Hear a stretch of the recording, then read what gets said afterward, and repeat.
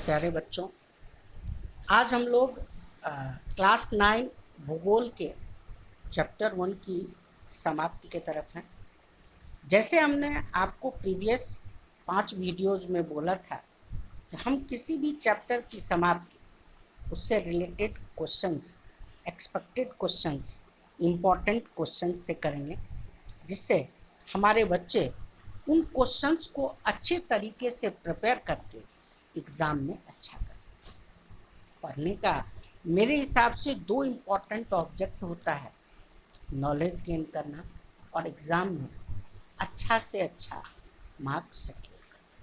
तो knowledge purpose से chapter 1 की जितनी भी बातें थी उसको हमने एक एक करके बताया और आज हम लोग शुरुआत करते हैं चैप्टर 1 के अभ्यास के कुछ क्वेश्चन से।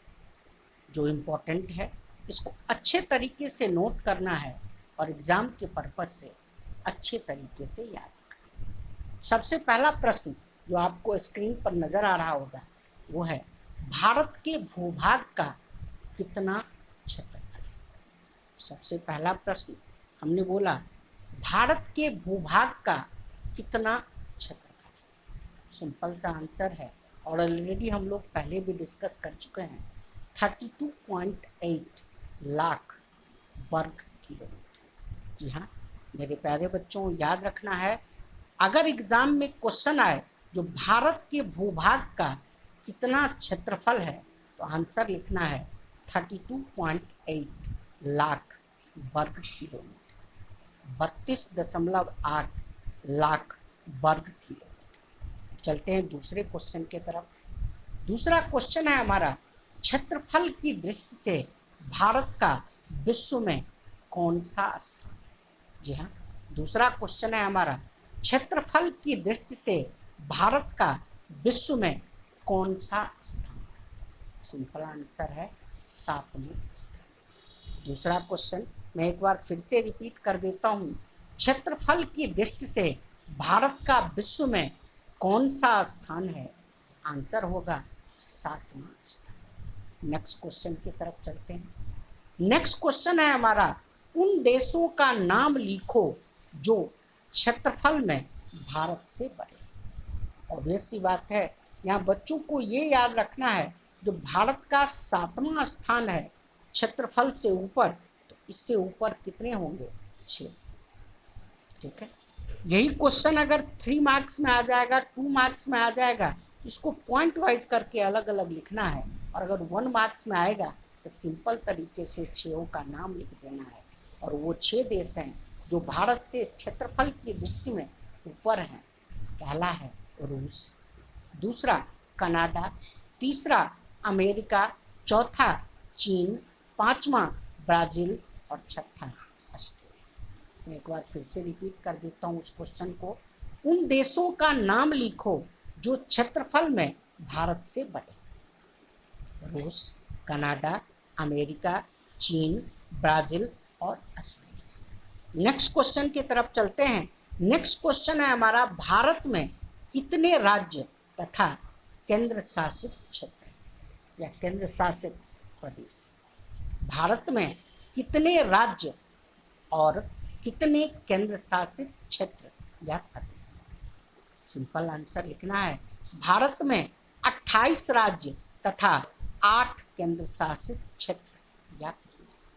मैं एक बार फिर से रिपीट कर देता हूँ, भारत में कितने राज्य तथा केंद्र शासित क्षेत्र हैं। आंसर लिखना है, भारत में 28 राज्य तथा 8 केंद्र शासित क्षेत्र। नेक्स्ट क्वेश्चन है हमारा, भारत का सबसे पूर्वी देशांतर है। भारत का सबसे पूर्वी देशांतर है।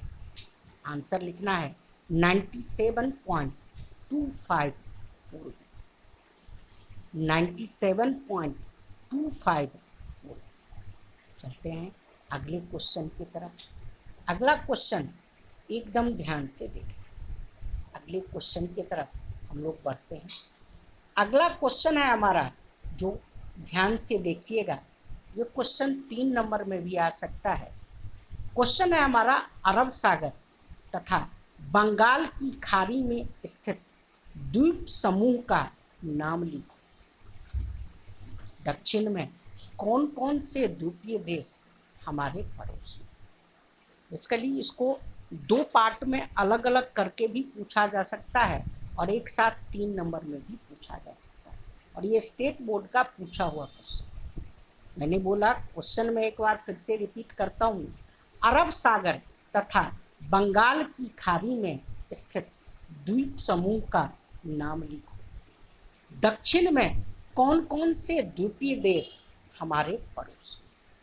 आंसर है इसका अरब सागर तथा बंगाल की खाड़ी में स्थित द्वीप समूह का नाम है पहला अंडमान तथा निकोबार द्वीप समूह।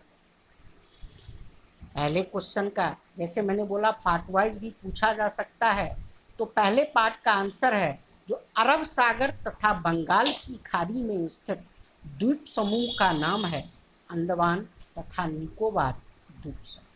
दूसरा पार्ट जो इस क्वेश्चन का है उसका आंसर है दक्षिण में हमारे पड़ोसी द्वीपीय देश श्रीलंका तथा मालदीव। चलते हैं नेक्स्ट क्वेश्चन। नेक्स्ट क्वेश्चन है हमारा भारत का सबसे उत्तरी अक्षांश कौन सा है। भारत का सबसे उत्तरी अक्षांश कौन सा है। आंसर है 37.6 डिग्री। भारत का सबसे उत्तरी अक्षांश कौन सा है। आंसर है 37.6 डिग्री। नेक्स्ट क्वेश्चन की तरफ चलते हैं।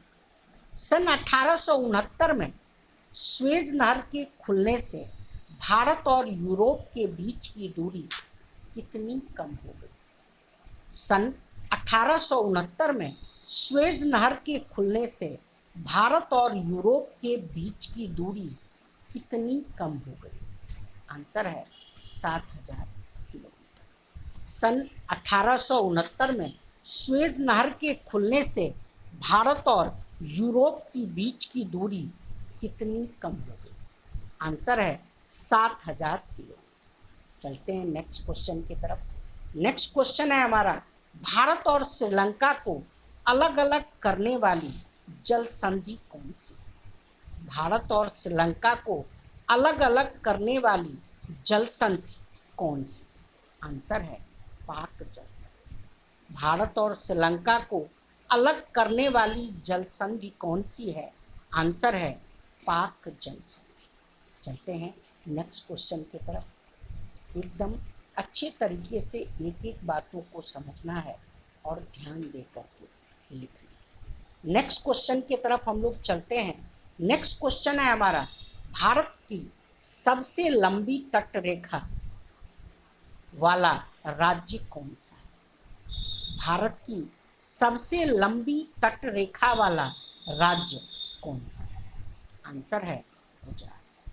भारत की सबसे लंबी समुद्री तट रेखा वाला राज्य कौन सा है। आंसर है गुजरात। नेक्स्ट क्वेश्चन भारत कौन से गोलार्ध में स्थित है। आंसर है उत्तरी गोलार्ध।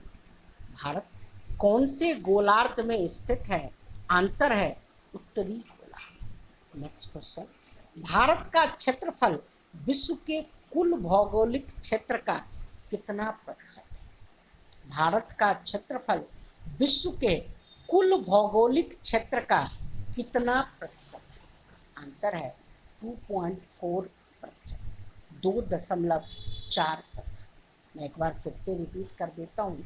भारत का क्षेत्रफल विश्व के कुल भौगोलिक क्षेत्र का कितना प्रतिशत है। आंसर है 2.4 यानी कि 2.4%। नेक्स्ट क्वेश्चन है सुनामी 2004 का प्रमुख परिणाम क्या रहा। ये क्वेश्चन डिफरेंट कॉम्पिटिटिव एग्जाम और डिफरेंट स्टेट बोर्ड में भी आया हुआ है, इसीलिए मेरे प्यारे बच्चों इसको ध्यान से लिखना है और ध्यान से समझना है। मेरा अपना विश्वास है जो चैप्टर की कंटेंट को अच्छे तरीके से समझने और क्वेश्चंस अभ्यास के जो भी मैं लिखवा रहा हूँ उसको अच्छे तरीके से समझ लीजिएगा और याद कर लीजिएगा। आपको एग्ज़ाम में अच्छे नंबर लाने से कोई भी नहीं रोक सकता। मैं एक बार फिर से क्वेश्चन को रिपीट कर रहा हूं, सुनामी 2004 का प्रमुख परिणाम क्या रहा? आंसर है भारत संघ राज्य का सबसे दक्षिणी बिंदु, जो इंदिरा बिंदु कहा जाता था, सन 2004 की सुनामी लहरों के कारण समुद्र में जलमग्न हो गया। भारत संघ राज्य का सबसे दक्षिणी बिंदु, जो इंदिरा बिंदु कहा जाता था, सन 2004 की सुनामी लहरों के कारण समुद्र में जलमग्न हो गया। चलते हैं नेक्स्ट क्वेश्चन की तरफ। कुछ और क्वेश्चंस इस चैप्टर्स के ध्यान से पढ़ना है और एकदम अच्छे तरीके से याद करना। नेक्स्ट क्वेश्चन है हमारा, भारत की तटरेखा लगभग कितनी लंबी है? भारत की तटरेखा लगभग कितनी लंबी? आंसर है 7,517 किलोमीटर। भारत की तटरेखा लगभग कितनी लंबी है? आंसर है 7,517 किलोमीटर। नेक्स्ट क्वेश्चन, गुजरात से अरुणाचल प्रदेश के स्थानीय समय में कितने घंटे का अंतर है? गुजरात से अरुणाचल प्रदेश के स्थानीय समय में कितने घंटे का अंतर? आंसर है 2 घंटे। गुजरात से अरुणाचल प्रदेश के स्थानीय समय में कितने घंटे का अंतर है? आंसर है 2 घंटे।